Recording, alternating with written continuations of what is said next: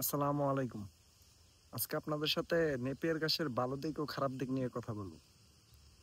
মূলত নেপিয়ার ঘাসটা হচ্ছে আহ 3.5 থেকে 4 ফিট লম্বা হবে, তার বেশি হবে না।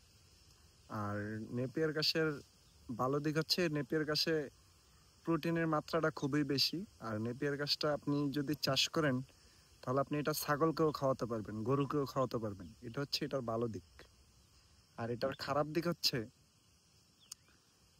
যদি আপনি ঘাস কাইটা নিয়ে যান, সামান্য পরিমাণ পানি থাকলেও এই ঘাসটা মারা যাবে। আর যদি জমিতে 2 থেকে 3 দিন পানি জমে থাকে তাহলে এই গাছটা মারা যাবে। আর এই ক্ষেত্রে যারা গুয়াতেমালা ওই গাছগুলি যদি পানি জমা থাকে 1 মাস 1 সপ্তাহ, তারপরেও গাছটা মারা যাবে না যদি গাছের আগাটা উঁচা থাকে। আর এই গাছটা মারা যাবে। সো এই গাছটা চাষাবাদ গরুর খামারিদের জন্য না। কি কারণে না? এই গাছটা গ্রোথ অত বেশি হয় না। এই গাছটা মূলত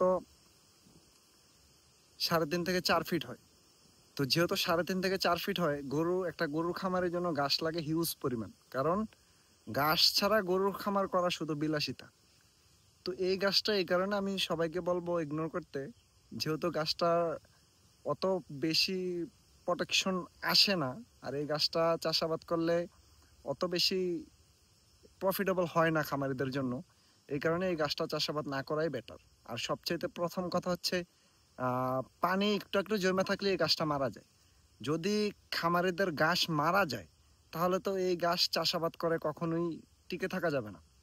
আর একটা খামারে যদি ঘাস হঠাৎ করে সংকট হয়ে যায় তাহলে তাহলে কিন্তু শেষ। কারণ আপনি ঘাস কখনো খামার করতে গেলে এই রাস্তাঘাটে চকে জমিনে ঘাস কাটে আপনি কখনো গরু পালতে পারবেন না। কারণ তখন আপনার সারাদিন চলে যাবে এই ঘাস কাটার পেছনেই। আর আপনি যদি এই নেপিয়ার গাছটা চাষাবাদ না করে আপনি যদি জারা গাছটা চাষাবাদ করেন, তখন আপনার যদি 1 বিঘা জমিতে নেপিয়ার হয় 20 টন, জারা হবে মিনিমাম 30 টন। তো সেক্ষেত্রে আমি সবাইকে সাজেস্ট করবো আপনারা নেপিয়ার গাছটা চাষাবাদ না করে জারাটা চাষাবাদ করবেন। কারণ জারা খুবই ভালো প্রফিট, এবং কি যারা ফলনে অনেক অনেক ভালো। আপনি যেই খরচ করবেন এটার ভিতরে জারাতে সেম খরচে আপনি প্রোটেকশনে বেশি পাবেন। তো এই জন্য আমি সবাইকে সাজেশন করব যে নেপিয়ার গাছটা চাষাবাদ না করার জন্য।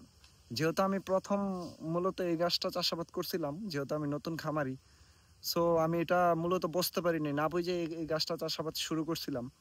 কিন্তু ইনশাল্লাহ আগামীতে এই গাছটা আমি টোটালি স্টপ করে দেবো। এই গাছটা আমি আর সামনের দিকে বাড়াবো না। সামনের দিকে আমি যত জমিতে গাছ লাগাইতেছি সব জমিতে জারা গাছ লাগাইতেছি। আর যে জমিতে পানি থাকে ওই জমিতে আমি অজানা হাইব্রিড আর হচ্ছে হোয়াইট জার্মান এই 2টা গাছ লাগাইতেছি। আসসালামু আলাইকুম, সবাই ভালো থাকবেন। আর আমাদের জন্য দোয়া রাখবেন আমরা যাতে ইনশাল্লাহ সাকসেস হতে পারি।